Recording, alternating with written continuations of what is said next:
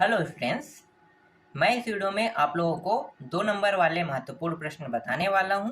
तो जीव विज्ञान सब्जेक्ट के अध्याय 1 में जीवों में जनन दिया हुआ है और इससे जितने भी 2 नंबर के प्रश्न हैं वो सारे मैं आपको बता देता हूं। इन सभी की आप लोगों को अच्छे से तैयारी कर लेना है और मैं साथ में समझा के भी आप लोगों को बताऊंगा। तो चलो देखते हैं प्रश्नों को। तो पहला प्रश्न क्या है? अलैंगिक जनन के 3 लाभ लिखिए। तो इसका उत्तर क्या होगा? पहला होगा, इस जनन के द्वारा जनक बहुत सी संतानों को जन्म दे सकता है। ठीक है, क्या कर सकते हैं? अलैंगिक जनन के द्वारा जो जनक है वो बहुत सी संतानों को जन्म दे सकता है, पहला। दूसरा, इसमें केवल असूत्री या समसूत्री विभाजन ही संभव है। तीसरा, यह जीवों को दूर तक फैलाने में मदद करता है। अब ये जो 3 आधार बताए ना, इनसे मैं एक एग्जाम्पल आपको अपनी ओर से दे देता हूँ जिससे ये आपको और अच्छे से समझ में आ जाए। मधुमक्खी के बारे में आप लोगों को पता है? नहीं पता है ना? मधुमक्खी जिसे हम मधु कहते हैं, मधु का मतलब क्या होता है? शहद। तो मधुमक्खी के छत्ते को देखोगे तो मधुमक्खी के छत्ते में अगर आप ऐसे देखोगे तो आपको तो पता नहीं है कि मधुमक्खी के छत्ते में एक रानी होता है। मतलब वो क्या है? एक मादा है और बाकी सब क्या रहते हैं? पुरुष रहते हैं। पुरुषों का काम क्या होता है? पुरुष मधुमक्खियों का काम क्या होता है? फूलों से रस निकाल के मधु के रूप में उसे डेवलप करने का काम क्या करते हैं? कौन करते हैं? नर मधुमक्खी करते हैं। और मादा मधुमक्खी का काम क्या होता है? अंडे देने का। तो अलैंगिक जनन का मतलब होता है कि एक ही प्राणी के द्वारा जनन करना, एक ही प्राणी के द्वारा। देखो, इसमें मादा का कोई उपयोग नहीं, मादा का काम अलग है। मतलब स्वयं से ही वो प्राणी मतलब स्वयं से ही जनन कर रहा है और अंडे दे रहा है और अंडे में ही क्या हो रहा है? उनके बच्चे जो है वो ग्रो हो रहा है। तो ये क्या कहलाता है? अलैंगिक जनन कहलाता है।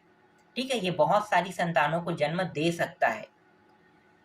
इसमें असूत्री और समसूत्री विभाजन दोनों ही संभव है। ठीक है, दोनों प्रकार के हो सकते हैं और इनका काम क्या है? जीवों को दूर तक फैलाने में मदद करता है। तो आप इस तरह से इसे अलैंगिक जनन के 3 लाभ को समझ सकते हो। क्लियर हो गया? ठीक है। दूसरा देखो, नारियल का वृक्ष उभय लिंगाश्रयी होता है जबकि खजूर का वृक्ष एक लिंगाश्रयी होता है। इन्हें ऐसा क्यों कहा जाता है? उत्तर देख लेते हैं पहले, उसके बाद मैं आपको इसको भी समझा दूंगा। नारियल का वृक्ष उभय लिंगाश्रयी होता है। इनमें एक ही पादप में नर तथा मादा जनन संरचनाएं पाई जाती है। खजूर एक लिंगाश्रयी वृक्ष है जिसमें नर तथा मादा जनन अंग अलग अलग वृक्षों पर पाए जाते हैं। चलो अब इसे समझाते हैं। नारियल के बारे में आप लोगों को पता है या नहीं मुझे पता नहीं है, लेकिन मैं आपको थोड़ा सा बताना चाहूंगा इसके बारे में विस्तार से। नारियल का एक अकेला पेड़, ठीक है, नारियल का एक अकेला पेड़ फल प्रदान कर सकता है। पर वो ऐसा कैसे कर सकता है? फल प्रदान करने का मतलब है बच्चे को जन्म देना। जो हम फल कहते हैं वो उसका क्या होगा? बच्चा होगा, क्योंकि उसी बच्चे से दूसरा पेड़ विकसित होगा ना। समझो इस बात को। एक महिला और एक पुरुष जब एक बच्चे को जन्म देता है तो वो बच्चे जब बड़े हो जाते हैं तो वो भी तो एक बच्चे को जन्म देने की प्रक्रिया में भाग लेता है। तो वो क्या है? वो फल ही मत समझो। तो उसी तरह से नारियल का जो पेड़ में जो फल आते हैं ना, जो नारियल का फल आता है वो क्या है? वो एक प्रकार का उसका बच्चा है, समझो। तो जो नारियल का पेड़ है उसमें नर और मादा दोनों जनन पादप जनन पाए जाते हैं। दोनों, नर भी पाया जाता है और मादा भी पाया जाता है। समझ में आ गया? इसीलिए इसे उभय लिंगाश्रयी कहा जाता है। किसको? नारियल को। क्लियर हो गया? ठीक है। अब आते हैं, उभय लिंगाश्रयी क्लियर हो गया। ठीक है, एक और है इसमें पेड़ जो है कुकुर बिट्टा होता है। ठीक है, कुकुर बिट्टा। तो इतना ही कम से कम जान लो और ज्यादा जानने की जरूरत नहीं इसमें। और दूसरा जो है एक लिंगाश्रय, जैसे कि खजूर का वृक्ष। खजूर के वृक्ष को अगर आप लगा दोगे तो आपको ये पहले पता करना होगा कि जो खजूर का वृक्ष लगा है वो स्त्री है या पुरुष। ठीक है, अगर वो स्त्री है तो उसको फल देने में बहुत समय लगे। कब बहुत समय लगे? जब तक के उसके पास में पुरुष वृक्ष को ना लगाया जाए। इसका मतलब क्या है कि जो मादा वृक्ष है और नर वृक्ष है दोनों अलग अलग होता है। और अगर फल चाहिए तो दोनों वृक्षों को पास में लगाया जाता है, तब क्या होता है, फल देता है। तो इसे हम क्या कहते हैं, एक लिंगाश्रय कहते हैं, क्योंकि नर अलग पौधा है और मादा अलग पौधा होता है। ये खजूर के वृक्ष में होता है। समझ में आ गया, ये भी क्लियर हो गया। चलो तीसरा देखते हैं, क्लोन किसे कहते हैं। क्लोन के बारे में मैंने बताया था, पर यहाँ पे थोड़ा सा और जान लेते हैं। एक ही जनन से उत्पन्न तथा अकारकी व अनुवांशिक रूप से समान जीव क्लोन कहलाते हैं। कैसे, अब इसको भी समझना पड़ेगा एग्जाम्पल के तौर पे। ठीक है, मैंने क्या बताया था कि जब बच्चे का जन्म होता है, जुड़वा बच्चों का जन्म होता है, तो जुड़वा बच्चे जो है वो अनुवांशिक रूप से क्या होते हैं, समान होते हैं। ठीक है, जुड़वा बच्चे अनुवांशिक रूप से समान होते हैं। उनका चेहरा, जो उसका वेशभूषा है ना, वो एक जैसा रहता है। देखना, दो जुड़वा बच्चे की आकृति समान होता है। जैसे लड़की हुआ है तो दो लड़के और दोनों की आकृति, ढांचाएं, ठीक है, पूरा शरीर, सब चीज क्या होता है, एक जैसे रहते हैं। तो इसी को हम क्या कहते हैं, क्लोन कहते हैं। कि एक बच्चे के साथ जो दूसरा बच्चा पैदा हुआ है, ठीक है, उसके समय में थोड़ा सा अंतर रहता है, तो पहले के साथ जो दूसरा बच्चा है वो क्या कहलाएगा, उसका क्लोन कहलाएगा। तो ये आपको पता चल गया, क्लियर, क्लोन किसे कहते हैं। तो आप बता सकते हैं इसके बारे में। ठीक है, चौथा देखो, प्रकंद द्वारा वर्धी प्रजनन किस पौधे में होता है। प्रकंद पौधे के बारे में जानते हो। प्रकंद जैसे अदरक, उसी में अदरक में क्या होता है, बहुत सारे ऐसे फैलते रहते हैं ना, अदरक, हल्दी भी फैलते रहता है। तो अदरक हो गया, हल्दी हो गया, ठीक है। और हमारे एरिया में एक कांदा होता है जिसे हम जिमी कांदा कहते हैं, वो भी एक प्रकंद है। ठीक है, वो भी क्या होता है, उसी में बहुत सारे ऐसे बढ़ते बढ़ते बढ़ते बढ़ते फैलते रहता है, तो उसको भी हम प्रकंद कहेंगे। ठीक है, हल्दी है, अदरक है, ये प्रकंद पौधे हैं। समझ में आ गया। चलो आगे देखते हैं। अब मधुमक्खी वाला देख लेते हैं। मधुमक्खियों में नर का जन्म किस प्रकार के प्रजनन से होता है। ठीक है, नर का जन्म किस प्रकार के प्रजनन से होता है। तो मैंने मधुमक्खी के बारे में उदाहरण के तौर पे बताया था। ठीक है, उसी को देख लेते हैं। मधुमक्खियों में नर का जन्म अनिषेक जनन विधि से होता है।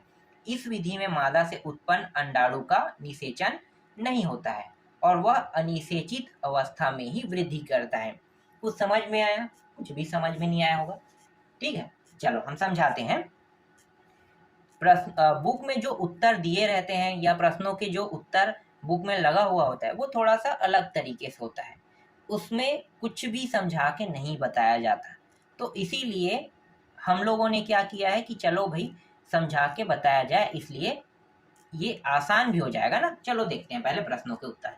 देखो, मधुमक्खी जब भी नर का जन्म दे, मतलब नर का जन्म देता है ना, जन्म होता है, तो अनिषेक जनन विधि से होता है।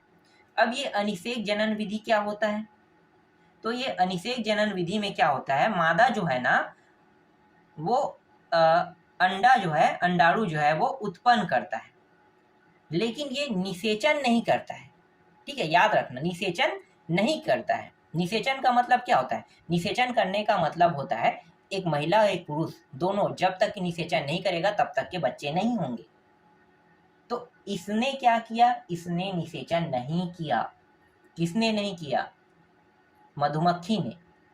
वो क्या दे दिया, डायरेक्ट अंडा दे दिया। तो अंडा दे दिया, तो इसी को हम क्या कहते हैं, अनिषेचन। ठीक है, निषेचन नहीं किया। ये बिना निषेचन क्रिया से जो नर जो है उनका ये क्या करता है, नर मधुमक्खियों का जन्म होता है। समझ में आ गया, ये क्लियर हो गया। ठीक है, और जो अंडे हैं उसी में उनका क्या होता है, वृद्धि होते रहता है। ठीक, आगे देखो, जीवों के लिए जनन क्यों अनिवार्य है। भाई मैंने कल के वीडियो में बताया था, निरंतरता के लिए। क्योंकि आप लोगों को पता होगा कि हर एक व्यक्ति अमर तो नहीं है, मर जाएगा कुछ समय के बाद, कुछ उसका जो जीवन काल है उसके बाद वो क्या हो जाएगा, मर जाएगा। तो उनको अपने जो वंश आगे बढ़ाने के लिए किसकी आवश्यकता होगी, भाई जनन की आवश्यकता होगी। वंश तभी आगे बढ़ेगा ना जब जनन करेगा। और जनन कैसे होगा, पहले उसको बड़े बाढ़ना है, बड़े बाढ़ने के बाद क्या करेगा, शादी करेगा, शादी करने के बाद बच्चे पैदा होंगे, तो उसका वंश क्या आगे बढ़ रहा है ना। तो ये इसी प्रक्रिया को हम क्या कहते हैं, जनन कहते हैं। और जीवों के लिए जनन बहुत आवश्यकता है। और आवश्यकता के बारे में आपको पता चल गया, ठीक है। चलो, ये पढ़ के बताने की जरूरत है, उत्तर पढ़ के बताने की जरूरत नहीं है, इसमें लगा हुआ है। अगर आपको लगता है, संशय होगा मेरे द्वारा जो उत्तर दिया गया है, उसको आप इसको पढ़ लेना। पढ़ने के बाद भी आपको यही आपको जवाब मिलेगा। बस आसान कर रहे हैं आप लोगों के लिए। जीवन अवधि से क्या तात्पर्य है? अब जीवन अवधि का मतलब समझते हो? चलो, इसका उत्तर मैं आपको यहाँ पे लिखा, उसको पढ़ के नहीं बताऊंगा, मैं आपको ऐसे ही बता देता हूँ। जब से किसी इंसान का जन्म होता है, उतने दिन से लेकर उसकी मृत्यु तक के जो बीच के कार्यकाल है, जिसे हम लोग आकलन कहते हैं ना, आज 1 दिन हुआ, कल 2 दिन हुआ, इस तरह से 5 दिन हुआ, और इसी तरह 5 साल हो गया, 10 साल हो गया, 15 साल हो गया, तो इसी को क्या कहते हैं? इसके बीच को। और जब वो मर जाएगा तो उसके बीच के कार्यकाल को ही हम कहते हैं जीवन अवधि कहते हैं।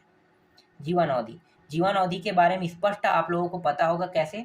जन्म से मृत्यु का, जब भी हम किसी विशेष व्यक्ति के जन्म और जब भी हम किसी विशेष व्यक्ति के बारे में पढ़ते हैं तो उसका जन्म और मृत्यु लिखा होता है ना, तो उसके बीच के जो कार्यकाल है, उसने जो बिताया है, जो जो चीज उन्होंने किया है, वही तो उसकी जीवन अवधि का कार्यकाल है। तभी तो वो जीवित है, तभी तो उस कार्यकाल में वो कुछ कर पाया ना। तो ये आपको समझ में आ गया जीवन अवधि, ठीक है। निषेचन की निषेचन को परिभाषित कीजिए कह रहा है। तो निषेचन को परिभाषित करने का तरीका मैंने पहले ही बता दिया है। नर और मादा दोनों जब जनन करता है, ठीक है, जनन प्रक्रिया आपको पता है ना, नर और मादा दोनों जो है वो जनन करता है, तो क्या होता है, इसी को हम निषेचन कहते हैं। तो इसमें कुछ बड़ा खास नहीं है, तभी तो एक बच्चा पैदा होगा ना, ठीक है। आगे देखते हैं, वृद्धावस्था का क्या मापदंड है?